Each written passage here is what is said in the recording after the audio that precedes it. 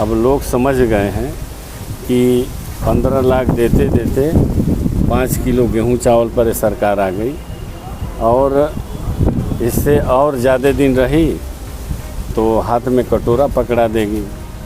लेकिन अब की बार 400 पार, फिर 5 किलो राशन को घोषणा पत्र में बीजेपी ने शामिल किया है। 400 हराओ भाजपा का। जनता तो हमारी भगवान है, चाहे यहाँ हो चाहे कहीं का हो, हम उनके लिए काम करते हैं।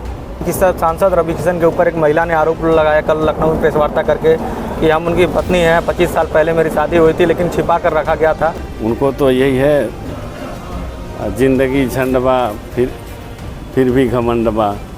तो जब इस तरह के सोच रखने वाले लोग सांसद होंगे तो इसी तरह का रिजल्ट आएगा। इस समय हमारे साथ में समाजवादी पार्टी के सुल्तानपुर से प्रत्याशी रामभुआल निषाद जी हैं। उनसे हम जानते किन मुद्दों को लेकर चुनाव लड़ेंगे। इससे पहले भी गोरखपुर से चुनाव लड़ चुके, देवरिया से भी चुनाव लड़ चुके हैं और पूर्व मंत्री भी रह चुके हैं। क्या इनका उद्देश्य रहेगा वहाँ पे जाने के बाद, क्योंकि यहाँ से कई बार चुनाव लड़े, सफलता नहीं मिली, लेकिन वहाँ पे जाने में कितना लोगों का सहयोग मिल रहा है, क्योंकि लगातार वो सुल्तानपुर में बने हुए हैं, और जनता का कितना समर्थन मिल रहा है ये जानते हैं। मंत्री, पहले स्वागत है आपको। धन्यवाद। सुल्तानपुर से समाजवादी पार्टी ने प्रत्याशी बनाया है, क्या कहना चाहेंगे? माननीय राष्ट्रीय अध्यक्ष जी को सबसे पहले धन्यवाद देते हैं कि उन्होंने हमें सुल्तानपुर से चुनाव लड़ाने का आशीर्वाद दिया और सुल्तानपुर में समाजवादी पार्टी चुनाव जीतेगी। पीडीए का गठबंधन वहाँ चुनाव जीतेगा। सारे माहौल वहाँ बने हुए हैं। माननीय अखिलेश यादव जी को लोग याद कर रहे हैं, उनके कामों को। भारतीय जनता पार्टी झूठ बोलकर सत्ता में आएगी कि हम सबको 15 लाख उनके खाते में देंगे और 2 करोड़ प्रति वर्ष नौकरी देंगे, लेकिन महंगाई कम करेंगे। लेकिन ऐसा कुछ नहीं हुआ। अब लोग समझ गए हैं कि 15 लाख देते देते 5 किलो गेहूं चावल पर सरकार आ गई और इससे और ज़्यादा दिन रही तो हाथ में कटोरा पकड़ा देगी। और कभी सरकार कहती है कि पकौड़ी छानो बनाओ, तो कुछ भी कह सकते हैं। इसलिए सुल्तानपुर नहीं, पूरे प्रदेश की जनता 400 हराओ भाजपा का।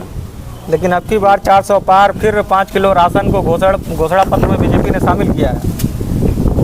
इसका रिजल्ट नहीं आएगा। इस बार इनका 400 हारेगा। वहाँ से मेनका गांधी चुनाव लड़ रहे हैं बीजेपी से, पिछली बार भी सांसद रहे, फिर से उसको किस रूप में आप देखते हैं? मेनका गांधी नहीं चुनाव लड़ रही हैं।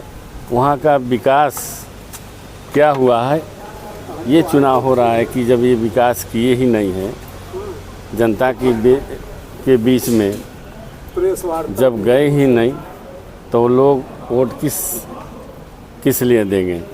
वोट तो देंगे उसको विश्वास करके कि जो उनके बीच में रहे, उनके लिए लड़े। वहाँ के लोगों को पूरा विश्वास है कि रामभुआल निषाद ज़मीन से जुड़े हुए नेता हैं, लोगों के लिए लड़ते हैं, अन्याय के खिलाफ लड़ते हैं, तो गरीबों की मदद के लिए हर समय खड़े रहते हैं। तो ये चीज़ वहाँ अभी से काम कर रहा है। देखा जाए आप गोरखपुर से काफ़ी जुड़ाव रहा, फिर देवरिया गए, देवरिया पे काफ़ी लोग जान गए, तो क्या कारण रहा कि सुल्तानपुर से चुनाव लड़ना पड़ रहा है? हमारे नेता अगर उस लायक समझते हैं कि इसको अब सुल्तानपुर लड़ाओ, तो हम गए। ऐसे थोड़ा कि एक ज़िले से दूसरे ज़िले, कई मंडल के बाद चुनाव लड़े, उस चीज़ को समझना चाहिए। और वही चीज़ हमारे राष्ट्रीय अध्यक्ष जी के अंदर है कि सुल्तानपुर से उनको विश्वास है, पार्टी के लोगों को विश्वास है कि जनता के लिए क्या प्राथमिकता रहेगी सुल्तानपुर के लिए? जनता हमारे सर माथों पर रही है। हम मंत्री रहे हैं, विधायक रहे हैं, लोग जानते हैं कि हम किस स्वभाव के विधायक मंत्री रहे हैं। जनता तो हमारी भगवान है, चाहे यहाँ हो चाहे कहीं का हो, हम उनके लिए काम करते हैं।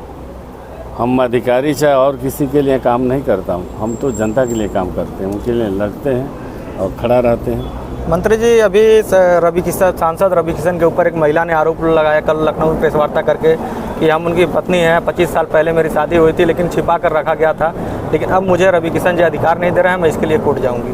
क्या कहना चाहेंगे? तो ये तो है ही है, अभी तो ये एक आई है ना, अभी तो कई आ सकती हैं जिनका रवि किशन का यहाँ कुछ है ये नहीं है, लेकिन लोग उनको जिता दिए, जमीनी नेता को हरा दिए, तो अब उनके विषय में एक एक खुलासा होगा। अब उनको तो यही है, जिंदगी झंडबा फिर भी घमंडबा। तो जब इस तरह के सोच रखने वाले लोग सांसद होंगे तो इसी तरह का रिजल्ट आएगा। जबकि बीजेपी कहती है हम लोग साफ सुथरे लोगों को पार्टी में लेते हैं, चुनाव लड़वाते हैं, तो इस पे क्या कहना चाहिए? तो साफ सुथरा का तो प्रमाण दे रही है बेचारी वहाँ बम्बई से आकर। तो अब जो कहती ये साबुत है, ये प्रमाण है। तो बेटी बचाओ बेटी पढ़ाओ का नारा देती है। तो बेटी बचाओ ये सही नारा देती है, बेटी बचाओ मन उनसे बेटी बचाओ, उनसे बचाओ, नहीं तो ये सब नारा कोई नारा नहीं है, विकास का कोई नारा नहीं है, गरीबी का कोई नारा नहीं, महंगाई कैसे कम होगी, ये सब उनके नारा में मैनिफेस्टो में नहीं है। उनके मैनिफेस्टो में झूठ बोलो, 5 किलो गेहूं चावल दे दो। अभी मुख्यमंत्री योगी आदित्यनाथ कल बिहार में गए थे, उन्होंने कहा कि अभी एक लालू के परिवार को यूपी में शांत कर दिया। क्या बोले थे? उन्होंने एक नारा दिया वहाँ पे जाके बिहार में, वहाँ पे एक रैली थी, उन्होंने चुनाव जनसभा में संबोधित करते हुए कहा कि यूपी में शांत कर दिया है, बिहार में भी लोग शांत हो जाएंगे। तो इस सरकार धमकी दे रही है, घूम धमकी पावर में है तो कुछ भी कहें, कौन मना करता है, आकर भी रहे हैं तो जनता है, यही सरकार नहीं रहेगी। तो जब भी सरकार की सोच है तो अपने सोच को कर रहे हैं, फॉलो करा रहे हैं, तो कोई बात नहीं, लोग जी रहे हैं ना। मरने तो यहाँ सब कोई आया है, कोई जीने थोड़ा ना आया है, कोई समय से कोई बेसमय से। तो ये बात